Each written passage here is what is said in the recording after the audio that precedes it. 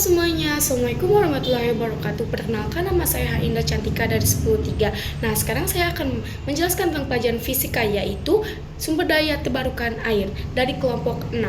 Pengertian energi air.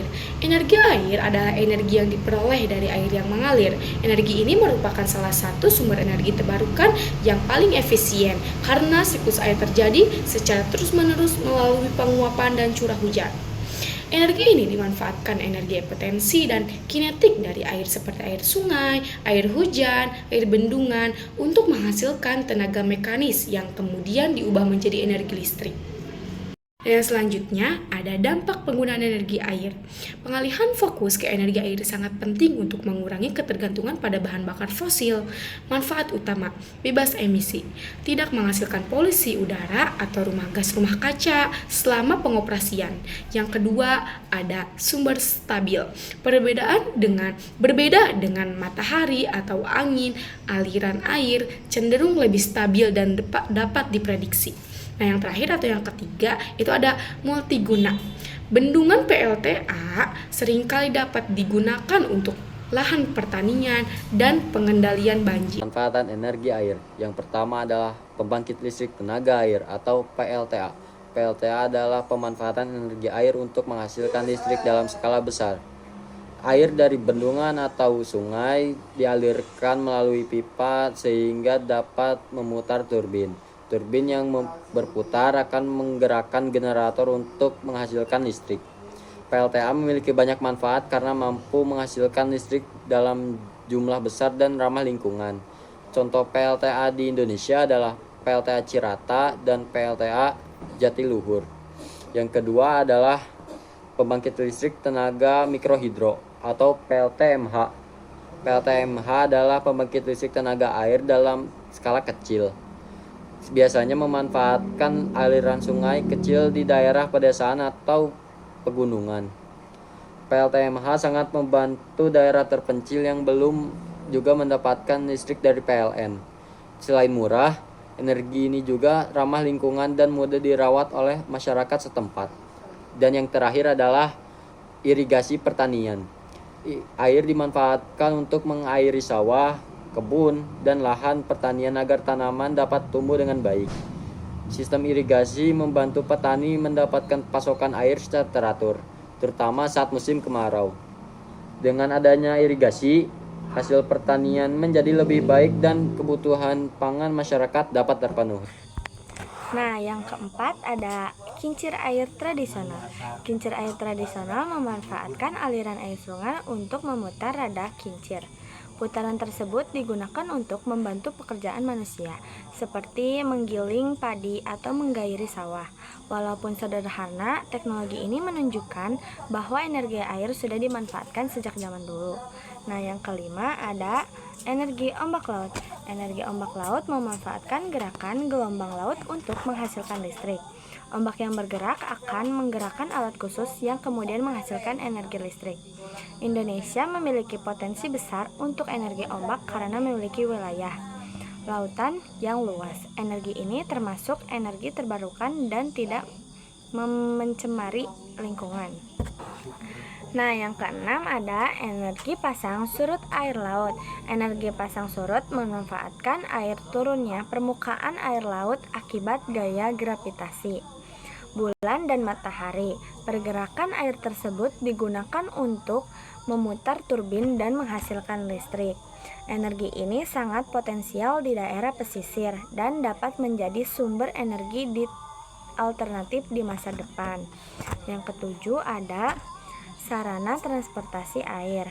Nah, di sini ada sungai, danau, dan laut dimanfaatkan sebagai jalur transportasi untuk kapal, perahu, dan feri. Transportasi air membantu masyarakat berpindah tempat dan mengangkut barang dengan lebih mudah.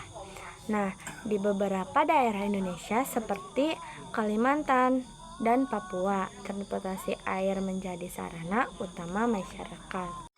Potensi energi air di Indonesia Pemanfaatan energi air di Indonesia merupakan salah satu yang terbesar dalam bauran energi terbarukan, dengan kapasitas terpasang saat ini mencapai sekitar 6.700 hingga 7.000 megawatt.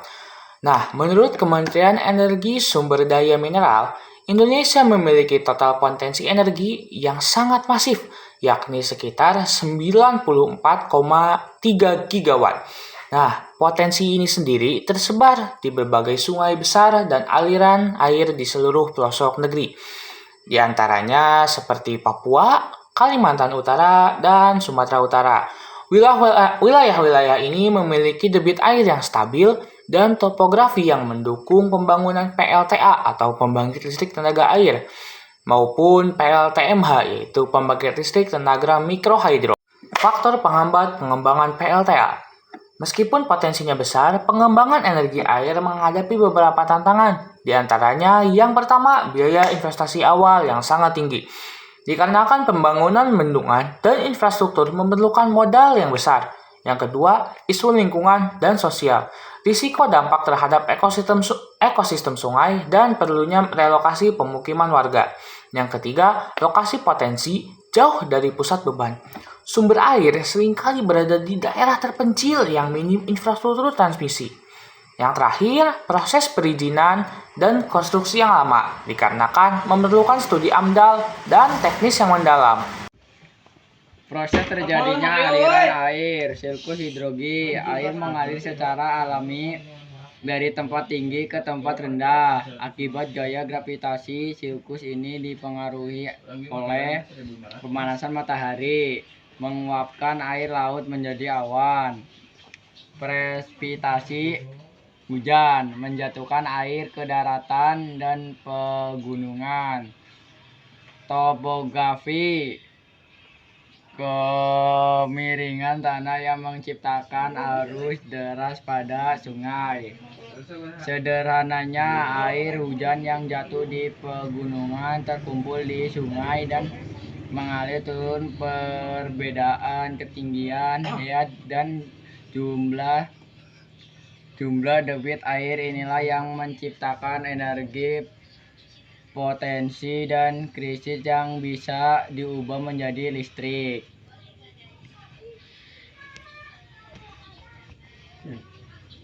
Listrik kerja PLTA adalah pembangkit listrik yang menguraikan aliran atau jatuhan air sebagai sumber tenaga. Secara terjadinya air mengalir dari bangunan atau sungai melalui pipa pesto. Aliran air menembak sudut turbin hingga turbin berputar. Putaran turbin tersambung ke proses getaran. Listrik disalurkan melalui jaringan transmisi ke konsumen. Komponen utama PLTA: bendungan atau waduk, menampung air untuk mengatur debit. Pipa presto, mengalir air menuju turbin dengan tekanan tinggi. Turbin mengubah energi kinetik air menjadi energi mekanik. Generator mengubah energi mekanik menjadi energi listrik. Transformator menaikkan tegangan listrik sebelum distribusi.